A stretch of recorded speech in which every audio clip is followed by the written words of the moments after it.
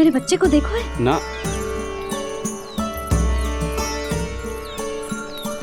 काकी, मेरे बच्चे को देखो है। नहीं नहीं।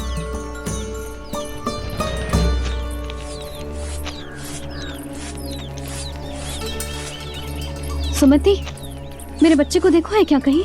नहीं तो। ना देखो। जानकी, प्रभावती, मेरे बच्चों को देखो है कहीं?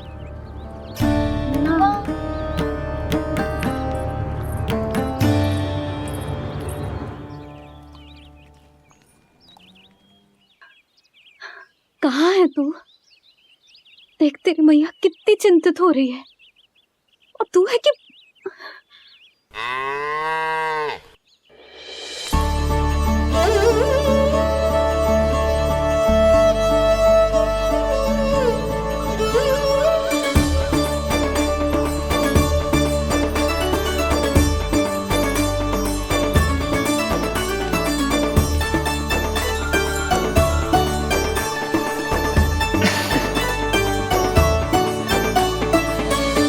हाँ, अभी तक मैया यशोदा का लाडला यही है, 6 माह का बछड़ा।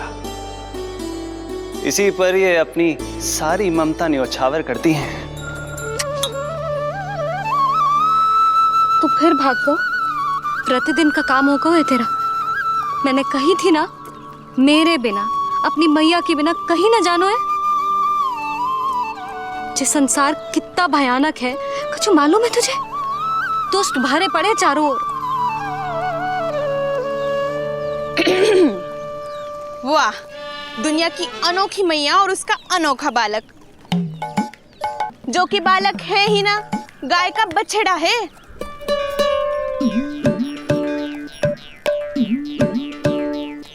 तो लक्षणा, तुम्हारी जे दशा कौन ने की? और कौन ने? जे तुम्हारे सपूत ने कूद फाड़ के मेरे पूरे बगीचे का सत्यानाश कर दो है। मेरा रामू ऐसा कर ही ना सकता। जे क्यों आएगा तुम्हारे बगीचे में? रंग बिरंगे फूलों के लिए। फूलों के लिए? हाँ, जीप लपलपाती है इसकी मेरे फूलों के लिए। सुबह सुबह भाग के आ जाता हो इन्हें खाने के लिए। फूल खाने? सुलक्षणा, तुम्हें कछु वहम हुआ है। जे मेरा रामू है, जे फूल वूल क्यों खाएगो भला? अच्छा, तो फिर आप ही इसका मुंह खोलो और स्वयं देख लियो। हाँ तो ठीक है, असत्य के पैर ना होते जो अभी सिद्ध हो जाएगा। रामू, मुंह खोल के दिखा। मैया की कहीं मानते हैं ना, मुंह खोल। रामू, सुलक्षणा चाची को दिखा दे कि तूने उनके फूल ना खाए। चल मुंह खोल, मुंह खोल।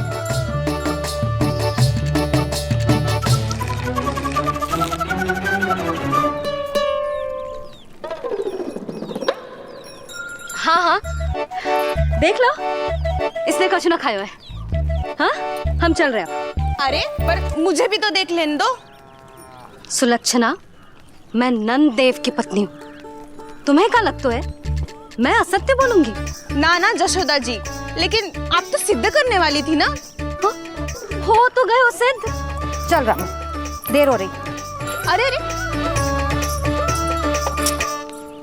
वैसे रामू, जी बहुत बुरी बात है। नंद जी का बालक चोरी कर दो। छी, जो अपनी वस्तु ना है उसे छूते भी ना है। समझ आई? जे करूंगी, सुलक्षणा के यहाँ भरी टोकरी बेसन के लड्डू भिजवा दूंगी, प्रसन्न हो जाएगी। ये तो बड़ी चतुर है प्रभु। हाँ प्रभु, और जीवट भी है इनमें। बस यही देखा आप सबने? क्या आपने एक मां की चिंता नहीं देखी? प्रत्येक मूल्य पर अपनी संतान की रक्षा करने का स्वभाव नहीं देखा? या फिर असत्य भाषण करने पर अपनी भूल सुधारने की व्यग्रता नहीं देखी? कोई बात नहीं, मैं बताता हूं यशोदा क्या है। यशोदा पवित्रता की प्रतिमूर्ति है, विश्वास का आधार सुरक्षा की भावना है। ममता का मूर्त रूप है वो, वात्सल्य की गंगा है, भावनाओं का बहता हुआ निर्झर है। यशोदा अपने आप में परिपूर्ण है। यशोदा मां है। प्रभु, मां यशोदा निश्चित ही अद्भुत है। जिनके यहाँ आप पुत्र बनकर जाना चाहते हैं, उन्हें तो असाधारण होना ही है। किंतु प्रभु, आपके दिए हुए वचन के अनुसार आपको देवी देवकी का पुत्र बनकर जाना है, तो फिर आप एक ही जन्म में दोनों माताओं के पुत्र कैसे बन सकते हैं? आपका प्रश्न उचित है इंद्रदेव। पूर्व काल में प्रजापति सुतप्पा और उनकी पत्नी प्रश्नी ने मेरी घोर तपस्या की थी। उनके आग्रह करने पर मैंने उन्हें वरदान दिया था कि जब वो देवकी और वसुदेव के रूप में पृथ्वी पर आएंगे, तब मैं उनका अष्टम पुत्र कृष्ण बनकर जन्म लूंगा। पर मैया यशोदा के वात्सल्य प्रेम ने मुझे दुविधा में डाल दिया, क्योंकि वो भी तो पिछले जन्म से ही है ना। पिछले जन्म से?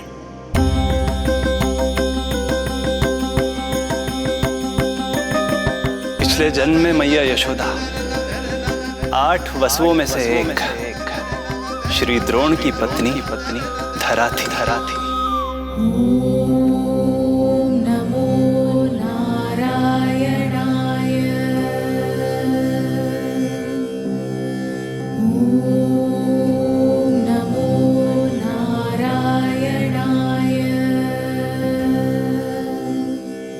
दोनों सहस्त्रों वर्षों तक निरंतर मुझे पुत्र रूप में पाने की मनोकामना के साथ घोर तपस्या करते रहे। अपने तप में वो दोनों इतने लीन थे कि प्रकृति की कोई भी शक्ति उनका ध्यान भंग नहीं कर पाई। किंतु फिर एक दिन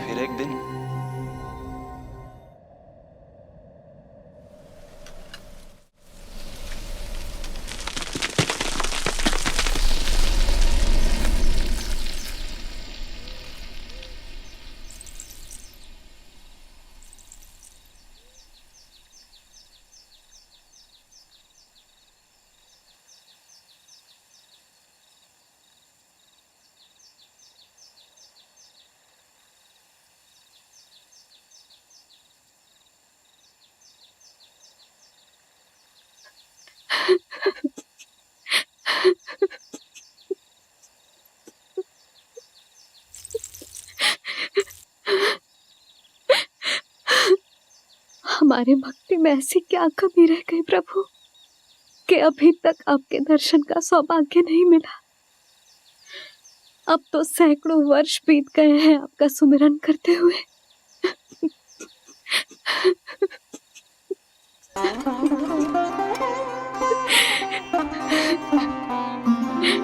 साचा सुमिरन सबसे हरि का, साचा है हरि नाम।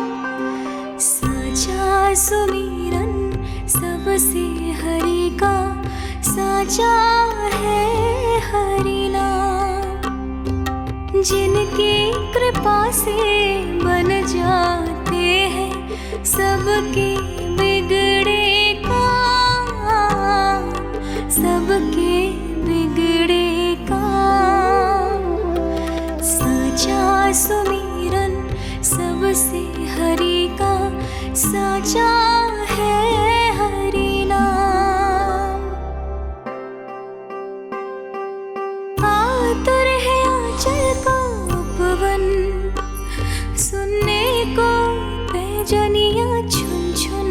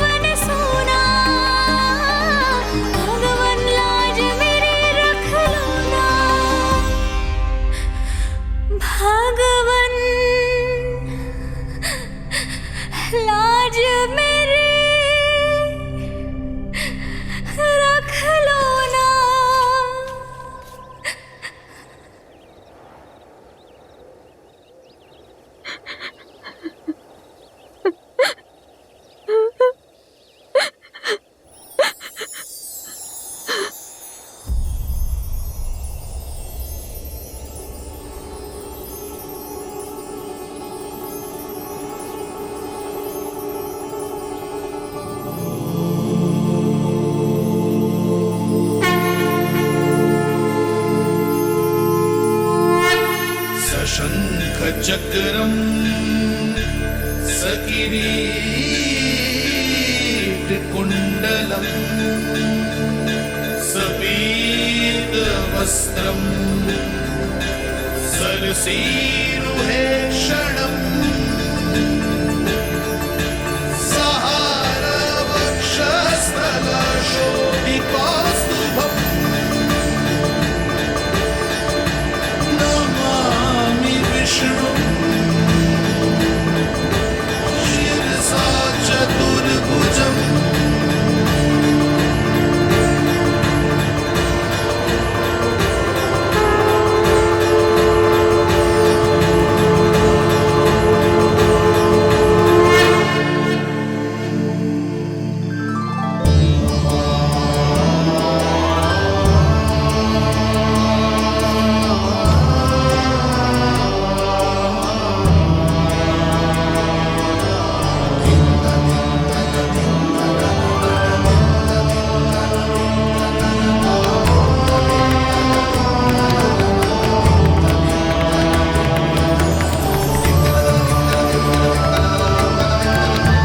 कहिए कहिए, क्या वरदान पाना चाहते हैं आप?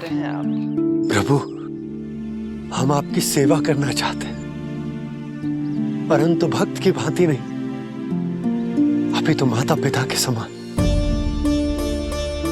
आपका एक पुत्र के रूप में पालन पोषण करें। आप हमें माँ पिता के भांति प्रेम दें और हम आप पर अपनी ममता न्योछावर कर सकें। बस इतनी ही इच्छा है प्रभु। आपकी इच्छा पूर्ण होगी। मैं आपकी संतान के रूप में अवश्य आऊंगा, किंतु उसके लिए आपको मेरे अगले अवतार के बाद एक और अवतार की प्रतीक्षा करनी होगी, क्योंकि अगले जन्म के लिए मैं पहले ही ये वरदान माता देवकी को दे चुका हूँ। प्रभु, किसी भी जन्म में आपको अपने पुत्र के रूप में पाना मेरा सौभाग्य होगा, किंतु मेरी ममता मेरे वश में नहीं है प्रभु। आप साक्षात मेरे सामने खड़े हैं, किंतु मेरे नेत्र आपके इस दिव्य चतुर्भुज रूप को नहीं देख पा रहे। इन्हें तो आप अभी से बाल रूप में दिखाई दे रहे हैं। मेरे भीतर उमड़ती ममता की ज्वार का अनुभव कीजिए प्रभु। केवल कल्पना मात्र से मेरा वक्ष स्थल दूध से भराया है। ये गोद तरसने लगी है, मन अभी से लोरियां गाने लगा है। मेरे इस अनुरोध को स्वीकार कीजिए प्रभु, कृपा करें। इस माँ से और प्रतीक्षा ना करवाए प्रभु, और प्रतीक्षा ना करवाए। उस पल माता धरा की ममता भरी भक्ति और प्रेम भाव को देखकर मेरे मुख से भी वो शब्द निकल ही पड़ा जिसे एक बच्चा पहली बार बोलना सीखता है, माँ।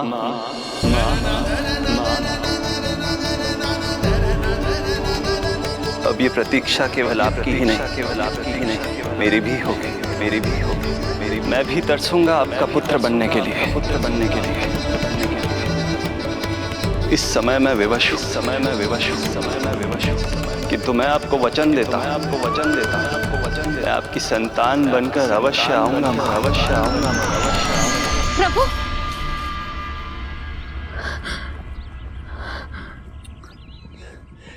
धरा, भगवान ने हमारी पुकार सुन ली। वरदान तो सभी भक्तों को मिलता है, परंतु हमें तो हरि का वचन मिला है।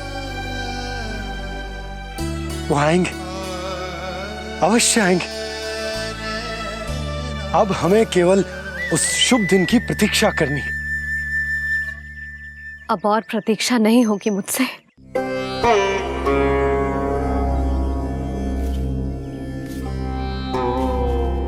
हमने सहस्त्रों वर्षों तक तपस्या की, ये समझ लो कि वो तपस्या अभी शेष नहीं। श्री हरि को अपने सामने देखकर मेरी व्याकुलता का बांध टूट गया है। 2 जन्म बहुत बड़ा समय होता है स्वामी। अपने पुत्र के रूप में हरि को गोद में खिलाने के लिए अब मैं और 2 जन्मों तक प्रतीक्षा नहीं कर सकती।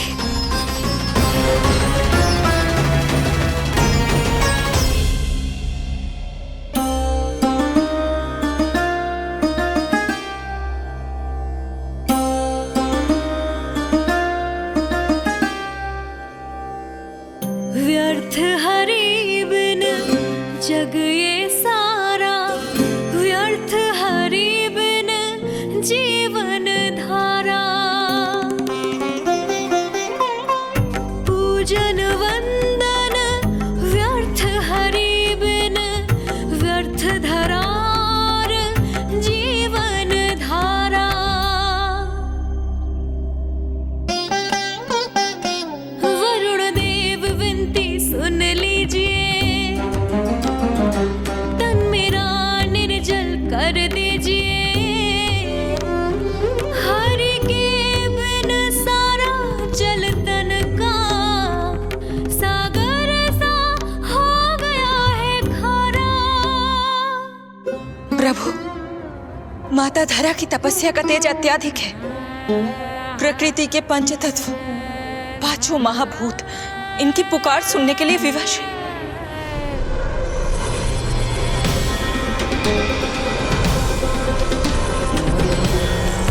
धरा, प्रिय ये क्या कर रही हो? रुक जाओ। जठराग्नि सब दूर ये कर दो, अग्नि देव मेरे ताप को हर लो। माता जो वंचित ममता से, जग में नहीं उसको कुछ प्यारा। पूजन वंदन व्यर्थ हरि बिन, व्यर्थ धरार जीवन धारा। प्रभु, यदि अग्निदेव अपना अग्नि तत्व वापस ले लेंगे तो इनकी पाचन शक्ति नष्ट हो जाएगी और जीवित रहने के लिए शारीरिक तापमान भी अति आवश्यक होता है। यदि वही विलुप्त हो गया तो? धरा, तुम्हें मेरी सौगंध मत करो ये।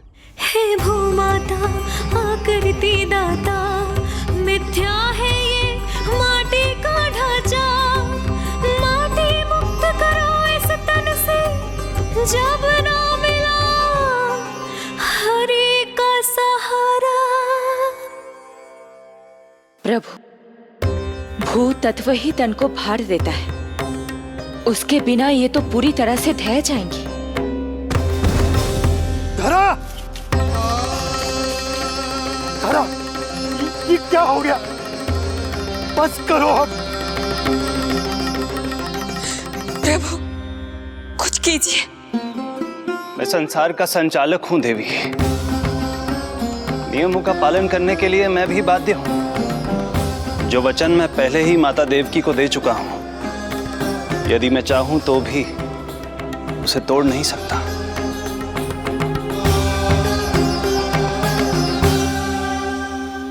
सुख लो आयु सब इस तन की, आस है जो ना शेष है मन की।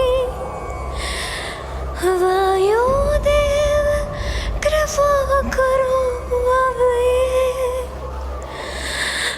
रोक दो इन श्वासों की धारा।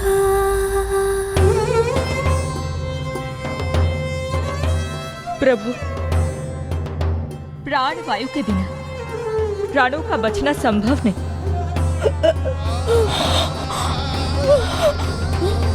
धरा,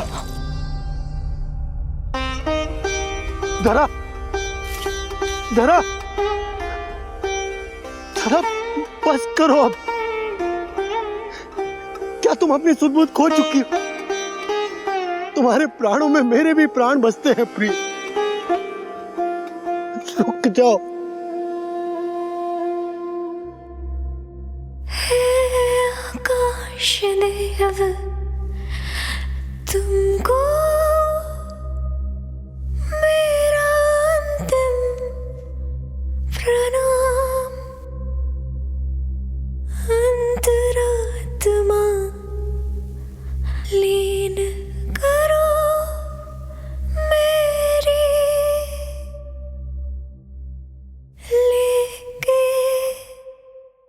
श्री हरि का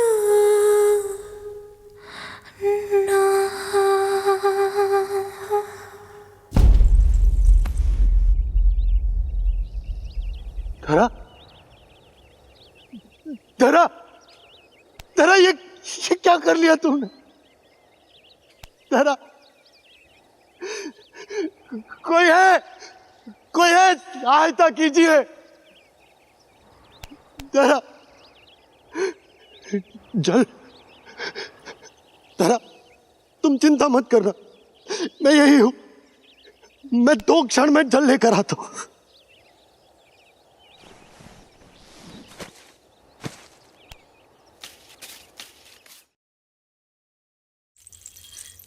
प्रभु, आप नियमों से तो अवश्य बंधे हैं, परंतु आप लीलाओं के स्वामी हैं।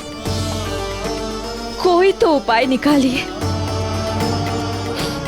आपने इन्हें मां कहकर पुकारा है। माँ की प्राण रक्षा पुत्र नहीं करेगा तो और कौन करेगा?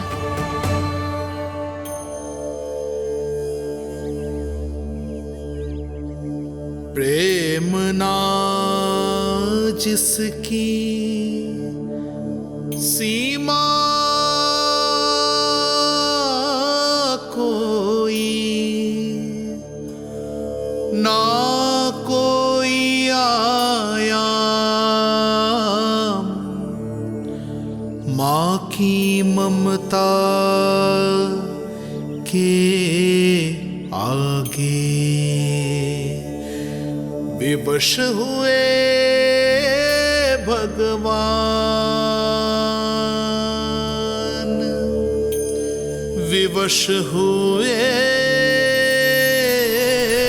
भगवान।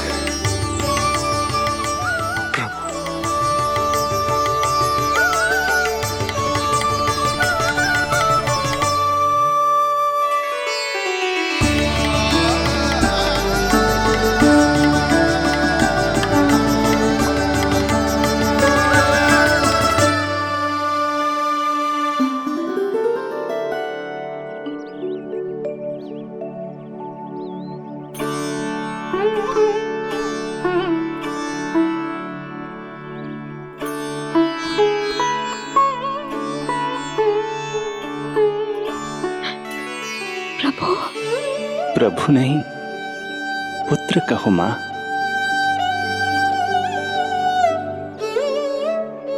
पुत्र, मेरा पुत्र, मेरा पुत्र।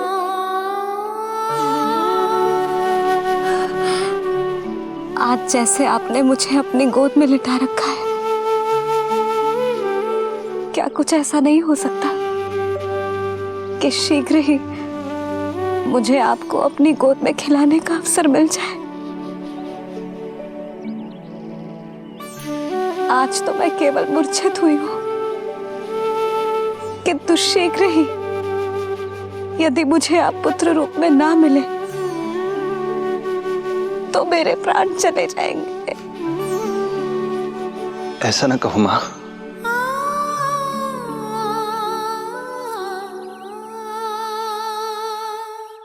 माता देवकी को मैं पहले ही वचन दे चुका हूं, इसलिए विधि के विधान के अनुसार मुझे उन्हीं का पुत्र बनकर जन्म लेना होगा। किंतु आपकी आतुरता का अनुभव करने के बाद अब मैं भी आपका स्नेह पाने से स्वयं को और वंचित नहीं रख सकता। आपने वरदान मांगा था कि आप पुत्र की भांति मेरा पालन पोषण करना चाहती हैं, इसलिए यदि आप उचित समझे तो आप अगले जन्म में ही अपनी इच्छा पूर्ण कर सकती हैं। जिस आयु में संतान को अपनी मां की ममता के आंचल की आवश्यकता सबसे अधिक होती है,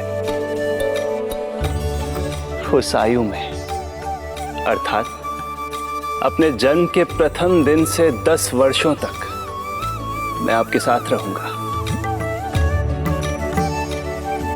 किंतु फिर मुझे अपनी जन्म देने वाली मां माता देवकी के पास लौटना होगा। ऐसा करने से मैं उन्हें दिया वचन भी निभा पाऊंगा और आपकी ममता का सौभाग्य भी प्राप्त कर पाऊंगा। यदि आपको स्वीकार हो तो। स्वीकार है, स्वीकार है प्रभु, सहर्ष स्वीकार है।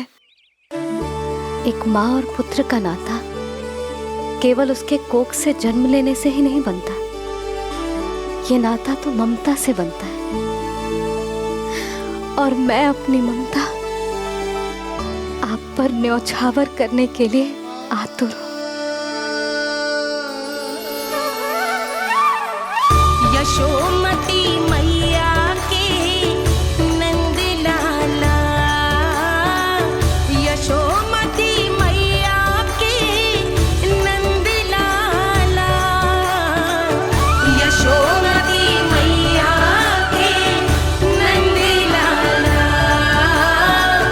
यशोमती मैया के नंद लाला। तो इस प्रकार परमपिता परमेश्वर श्री हरि विष्णु एक ही जन्म में दो माताओं का पुत्र बनने के लिए उत्साहित भी थे और भावुक भी। किंतु जगत माता श्री लक्ष्मी और अन्य सभी देवगण ये जानना चाहते थे कि श्री हरि ये अभूतपूर्व कार्य कैसे करेंगे। भगवान बोले, ये सब संभव होगा उसके कारण जो मेरे अगले जन्म की कथा का मुख्य पात्र है, कंस।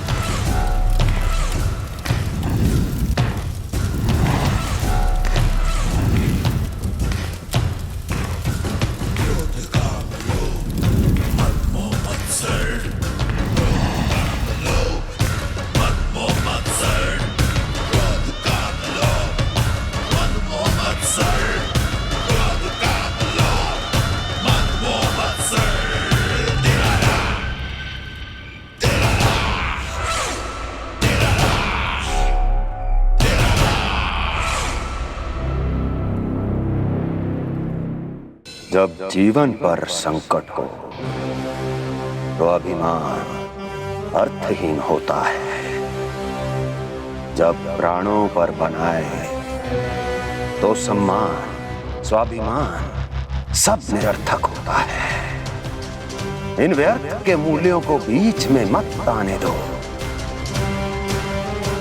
और दया उसे तो बिल्कुल नहीं। मार डालो साधु संत ऋषि मुनि स्त्री वृद्ध, चाहे वो नवजात शिशु ही क्यों ना हो। किंतु हां, यदि शत्रु भारी पड़ने लगे, पराजय सामने दिखाई देने लगे, तो उसी क्षण शत्रु के पैर पकड़ लो और अपने प्राणों की भिक्षा मांग लो। अहंकार को आड़े मत आने दो। अग्निः शेषम ऋणः शेषम शत्रुः शेषम तथैव च पुनः पुनः प्रवर्धेत तस्मात् शेषम न कार्येत। अर्थात अग्नि की एक भी चिंगारी, ऋण की एक भी मुद्रा और शत्रु की एक भी संतान यदि शेष रह जाए तो शीघ्र ही विकराल रूप धारण कर सकती है। इन सब का समूल नाश ही एकमात्र उपाय है अपनी सुरक्षा का।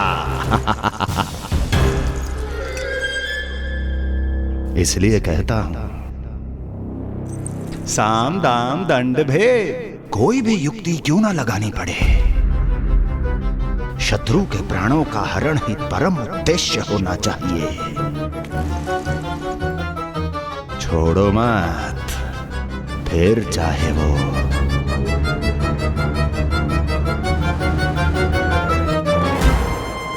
विष्णु ही क्यों ना हो।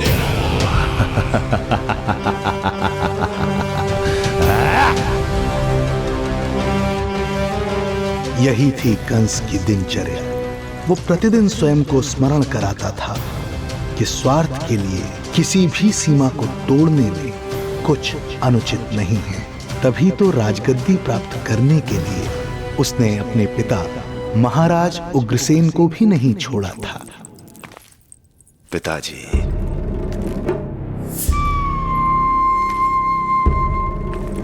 हो सके तो मुझे क्षमा कर दीजिएगा। कल्पना भी नहीं की थी कि मैं आपके साथ ऐसा व्यवहार करूंगा। आपको प्रतीत हो रहा होगा कि मैं क्रूर हूं, स्वार्थ में अंधा हो गया हूं, किंतु मैं विवश हूं।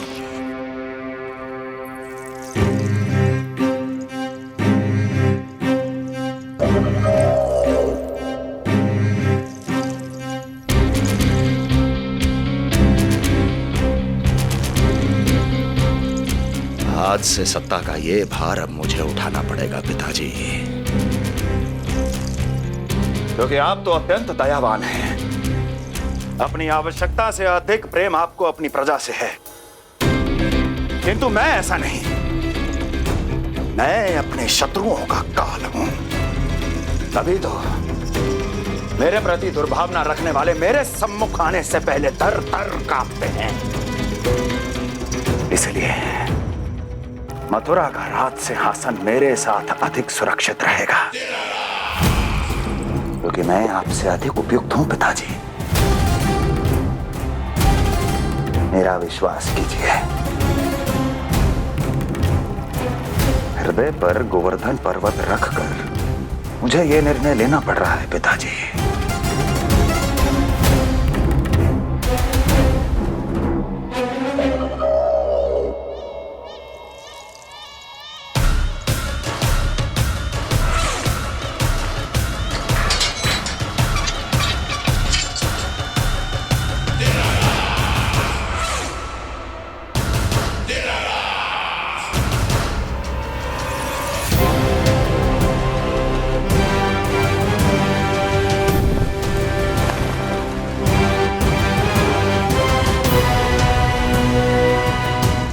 चाबी यमुना में फेंक देना। कोई कितना भी क्रूर, कठोर राक्षस ही क्यों ना हो, किसी न किसी के लिए उसके हृदय में भी प्रेम उपजता ही है। कंस भी इस नियम का अपवाद नहीं था। इस संसार में एक जीवात्मा ऐसी भी थी जिसे वो स्वयं से भी अधिक स्नेह करता था, और वो थी उसकी लाडली बहन देवकी।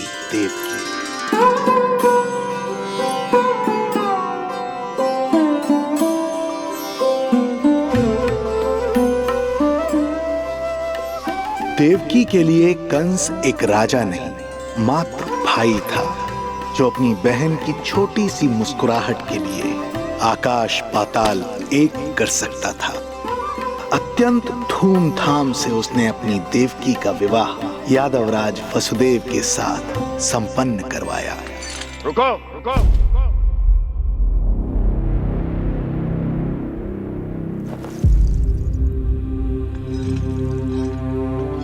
ये आप क्या कर रहे हैं? आप मथुरा नरेश हैं? नहीं कुंवर जी, आज मैं मात्र वो भाई हूं जो अपनी प्रिय बहन के साथ बस कुछ क्षण और व्यतीत करना चाहता है। कंस के हृदय में देवकी के लिए उमड़ता प्रेम का सागर तब अचानक सूख गया जब उसने ये आकाशवाणी सुनी। महापापी अत्याचारी कंस,